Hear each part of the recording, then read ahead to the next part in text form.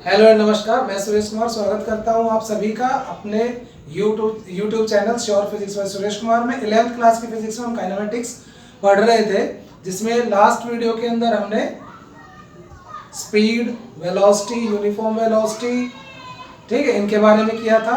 अब वेलोसिटी के बारे में पढ़ा था, अभी हम पढ़ेंगे वेक्टर्स के बारे में। Very very important topic vectors. तो आइए शुरू करते हैं। देखिए, फिजिकल क्वांटिटीज क्या होती है इसके बारे में मैंने बताया।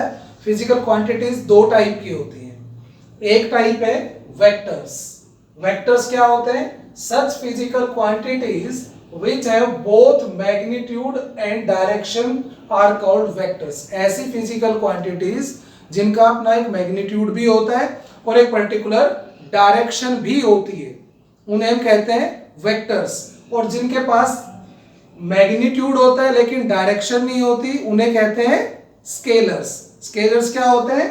सच physical quantities which have only magnitude but no specific direction, उन्हें हम कहते हैं scalars. And such quantities which have both magnitude and direction are called vectors. तो हम इस चैप्टर में वेक्टर्स के बारे में पढ़ेंगे कि वेक्टर्स क्या होते हैं। वेक्टर्स जिनके पास मैग्नीट्यूड और डायरेक्शन दोनों होते हैं, इन्हें सिंपल अलजेब्रिकली ऐड नहीं कर सकते, इन्हें सिंपल अलजेब्रिकली हम मल्टीप्लाई नहीं कर सकते, इनको हम रिजोल्व कर सकते हैं कंपोनेंट्स में। तो ये सब हम इसके अंदर पढ़ेंगे। वेक्टर की प्रॉपर्टीज पढ़ेंगे, वेक्टर को कैसे ऐड करते हैं, ये सब हम पढ़ेंगे। तो vectors which have both magnitude and direction are called vectors. और वेक्टर का जो सिंबल होता है, सिंबल हम कैसे लिखते हैं वेक्टर का?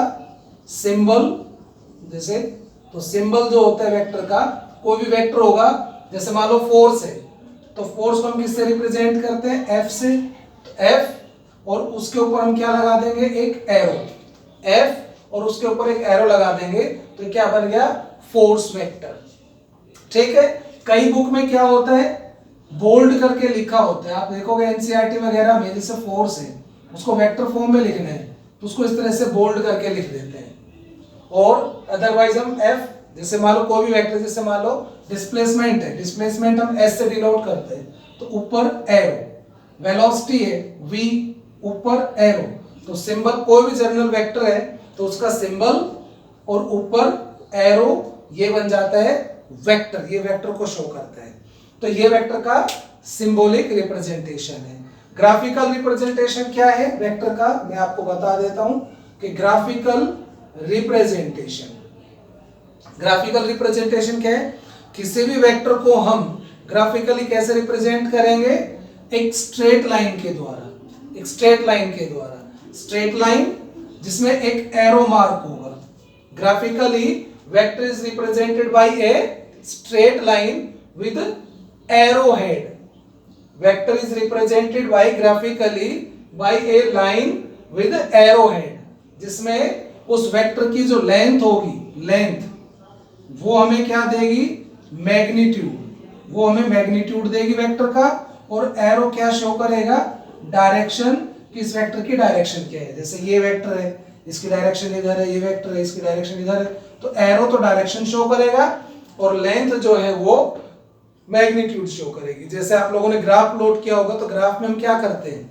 ग्राफ के अंदर हम जो हमारे पास जो बॉक्सेस होते हैं उनको हम ऐसे कंसिडर करते हैं ना, कि जैसे ये 1 सेंटीमीटर, एक्चुअल में ये 1 सेंटीमीटर होता है, लेकिन हम इसको टाइम लें तो हमने मान लिया 5 सेकंड, तो ये लेंथ हम 5 लेंगे ना, लेकिन लेंथ तो एक्चुअल में क्या है? 1, लेकिन वो किसको रिप्रेजेंट कर रही है? 5 सेकंड को। ऐसे ही ये 2 सेंटीमीटर है यहाँ से यहाँ तक, लेकिन ये कितने टाइम को रिप्रेजेंट कर रहा है? 10 सेकंड को। तो हमने क्या कंसिडर किया कि 1 सेंटीमीटर इक्विवेलेंट टू 5 सेकंड, तो 2 सेंटीमीटर इक्विवेलेंट टू 10 सेकंड। तो जो लेंथ होगी वो हमें मैग्नीट्यूड देगी। जैसे मैं एग्जांपल के तौर पे एक 10 न्यूटन का फोर्स है, उसको मुझे वेक्टर से रिप्रेजेंट करना है, तो 10 न्यूटन ये मैग्नीट्यूड हुआ 10, तो मैं उसको रिप्रेजेंट कर रहा हूं एक लाइन से जिसकी लेंथ है 5 सेंटीमीटर। तो ये फोर्स को रिप्रेजेंट कर रहा है। तो इसकी लेंथ क्या लेंगे हम? 5 नहीं लेंगे, इसकी लेंथ होगी 10। ये 10 न्यूटन फोर्स को रिप्रेजेंट कर रहा है। मतलब जो 5 सेंटीमीटर लेंथ है वो किसको रिप्रेजेंट कर रही है? 10 न्यूटन फोर्स को। तो इसका मतलब 1 सेंटीमीटर किसको रिप्रेजेंट करेगा? 2 न्यूटन को। तो हम कंसिडर कर लेते हैं सपोज 1 सेंटीमीटर किसको रिप्रेजेंट कर रहा है, 2 न्यूटन को। तो ये लेंथ हम 5 ना लेके क्या लेंगे, 10। इसी तरह से 20 न्यूटन का फोर्स हमें रिप्रेजेंट करना है, तो उसके लिए हम 10 सेंटीमीटर की लेंथ को लेंगे। तो लेंथ 10 नहीं लेंगे हम, उसे क्या लेंगे हम, 20 न्यूटन। ठीक है, तो ये इसका रिप्रेजेंटेशन है। Keep watching.